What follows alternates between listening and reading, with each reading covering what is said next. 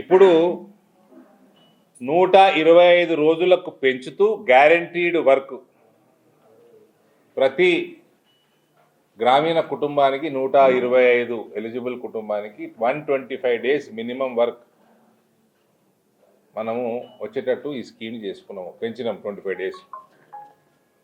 ST కుటుంబాలకి, ఆదివాసీ గిరిజనులకి, ST కుటుంబాలకి ఇంకా 25 డేస్ అంటే 150 డేస్ వరకు వాళ్ళు చాలా మటుకు అడవి ప్రాంతంలో ఉంటారు.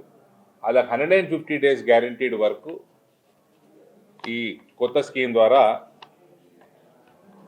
అందుతుంది.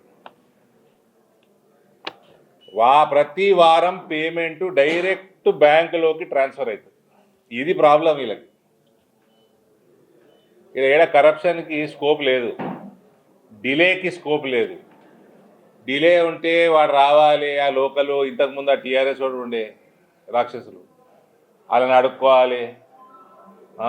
ఎమ్మెల్యే దీవెనలు ఉంటే అప్పుడు పేమెంట్లు 15 రోజులకు, 40 రోజులకు, 50 రోజులకు అడ్డగోలుగా సిస్టమ్ ఉండే. ఇప్పుడు